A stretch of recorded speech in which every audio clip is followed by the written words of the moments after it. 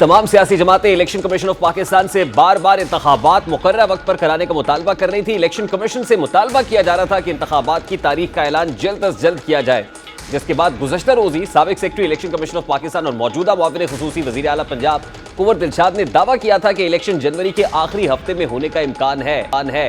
उनका यह दावा सच साबित होता दिखाई दे रहा है, क्योंकि आज ही इलेक्शन कमीशन ने जनवरी 2024 के आखिरी हफ्ते में आम इंतखाबात कराने का ऐलान कर दिया है। इलेक्शन कमीशन की जानिब से जारी एलामिये में कहा गया है कि हल्का बंदियों के काम का जायजा लेकर फैसला कि हल्का बंदियों की इब्तदाई फहरिस्त 27 सितंबर को शाया कर दी जाएगी।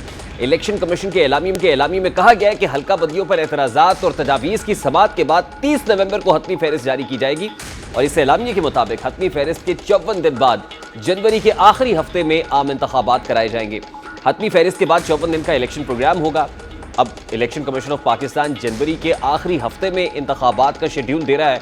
इससे कबल सदर मुमलिकत की तरफ से 48 क्लॉज 5 का हवाला देते हुए इलेक्शन कमीशन ऑफ पाकिस्तान को जो खत लिखा गया था उसमें 90 रोज़ में इंतखाबात कराने का कहा गया था और सदर मुमलिकत के करीब 90 रोज़ में इंतखाबात कराने का मतलब यह है कि 89वां रोज़, यानी जितना भी देर की जाए तो 89वां रोज़ 6 नवंबर का बनता है, यानी 6 नवंबर तक election commission of Pakistan Majaz है कि मुल्क में इंतखाबात कराए।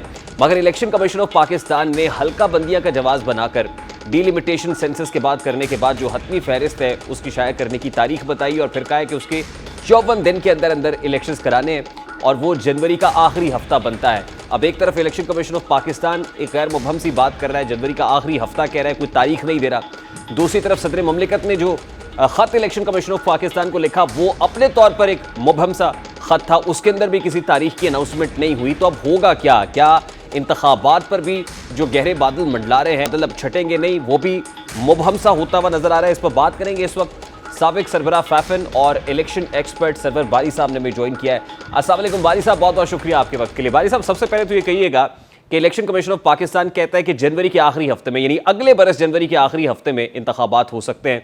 एक तरफ इलेक्शन कमीशन ऑफ पाकिस्तान का ये एलामिया है, दूसरी तरफ सदर मुमलिकत का खत है। तो इलेक्शन कमीशन के इस एलामिये की क्या कानूनी और आईनी हैसियत है?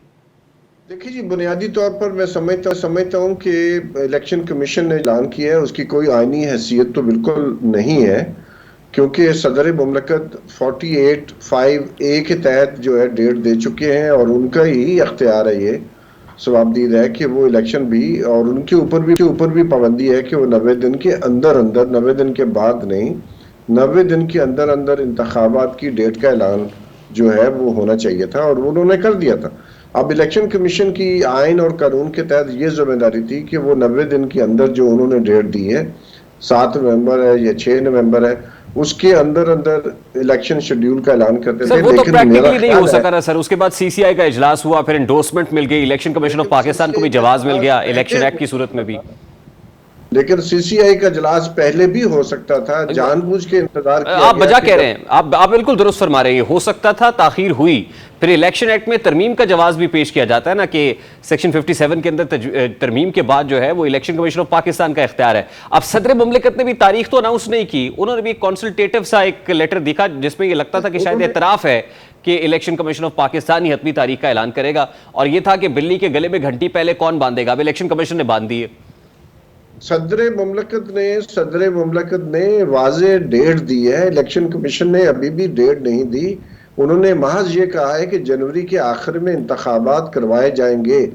तो इसी तरह जिस तरह अगर सदर मुमलिकत ने आपकी नज़र में उन्होंने कोई वाज़े बात नहीं की, लेकिन उन्होंने वाज़े डेट दी है और इलेक्शन कमीशन की आइन के तहत जो कि बालादस्त है, सुप्रीम है कानून की निस्बत, तो मेरा ख्याल है इलेक्शंस एक्ट जो है सुप्रीम नहीं है, पाकिस्तान का आइन सुप्रीम है, उसमें कोई रद्दोबदल नहीं किया गया, उसमें कोई अमेंडमेंट नहीं की गई।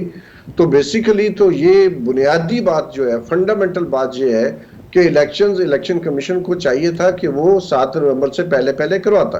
अब इलेक्शन उन्होंने डेट नहीं की, लेट कर दिया है, आज उन्होंने डेट दी है और अचानक जो है वो उन्होंने कहा है कि जनाब 1 हफ्ते में किया जाएगा। ये बहुत ही मुबहम फैसला है और मेरी नज़र में गालिबन इसकी वजह जो है वो बहुत सारी ऐसी वजूहत हैं जिनका उन्होंने जिक्र नहीं किया, लेकिन मामला ये है कि जो डीलिमिटेशन है, अगर पाकिस्तान में जो मुख्तलिफ सूबों के दरमियान पॉपुलेशन है उसकी रेशो में तब्दीली नहीं आई, तो इतनी ज़्यादा देर जो है डीलिमिटेशन में करने की जरूरत भी नहीं थी, क्योंकि डीलिमिटेशन का प्रोसेस जल्दी मुकम्मल हो सकता था, लेकिन उसमें भी ताखीर की गई।